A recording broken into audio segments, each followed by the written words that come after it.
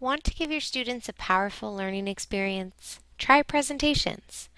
Now you might be thinking, are presentations really worth it? In this video, we'll break down the myths associated with student presentations and break down the strategies associated with creating a smooth presentation experience for you and your students.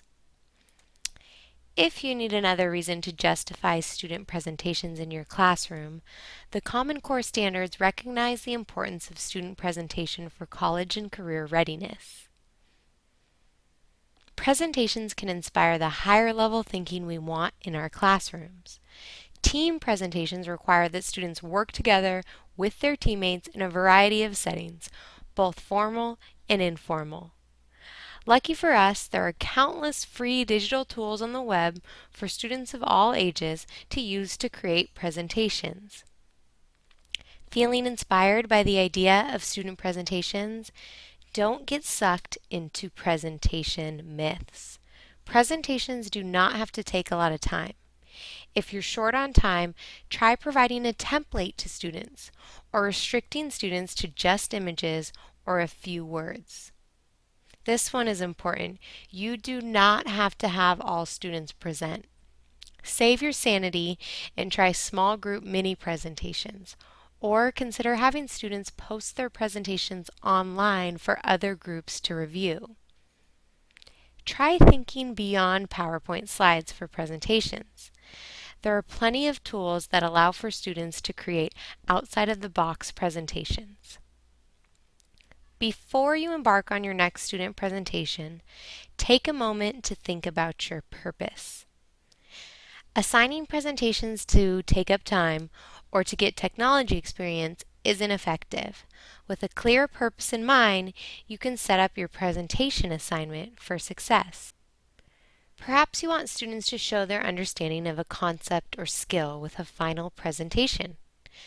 Maybe you're looking for a quick way for a class to cover a large amount of content in a short amount of time. Maybe you're assigning presentations to practice or assess listening and speaking. Whatever your purpose, keep that in the front of your mind while planning your assignment. Let's continue on to a few things that you can keep in mind to help structure your presentation assignment for success. Assigning presentations takes significant teacher prep. Without instruction, expectations, checkpoints, and feedback, these presentations can become easily derailed. Technology tools can help you accomplish these things faster and easier than ever. If we want students to produce quality presentations, we have to teach them how. If you have a tool you want students to use, walk students through the interface or record a screencast of yourself. If you want to let your students pick the tool, model a think aloud of how you might choose the right tech tool or provide a checklist of questions. Things like, can I share my finished presentation easily with a link? Or, do I have any experience using this tool? Will help students select wisely. Students need to know what we're expecting.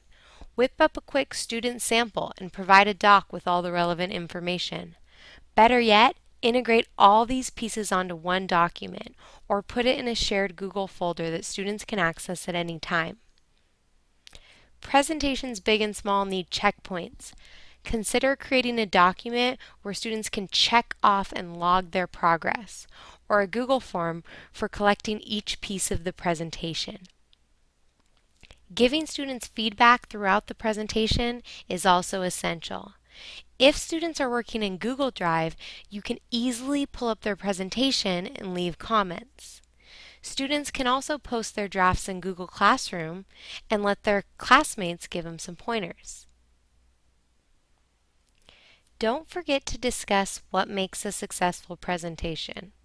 Try watching a TED Talk and analyze what the presenter does to engage the audience, or use yourself as a model.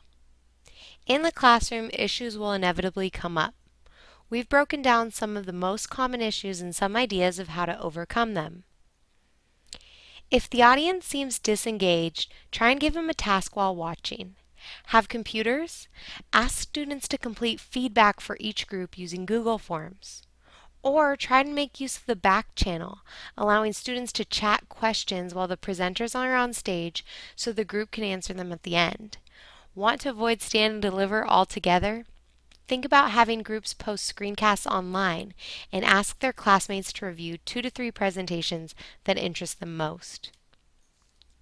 For students who are wasting time, chunking the project into parts is especially effective, and a Google form can easily keep track of each piece. You might also try a flipped classroom approach. Create mini lessons on video that students can watch before moving on to the next step of their presentation. If your students are spending all their time looking for pictures, sometimes the content becomes an afterthought.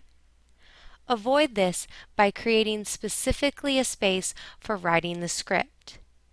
Google Slides allows students to write the notes right underneath the slides. This will give students a place to write their thoughts aside from the presentation itself. Having trouble with copyright? Teach students strategies to get images that are free to use.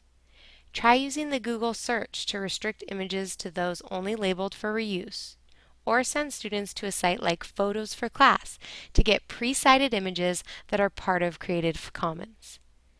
Make it easy and your students will cite their work. This presentation was created using Pictochart. Pictocharts are typically one long graphic presentation, but you can easily transition to a slide style with the presentation button.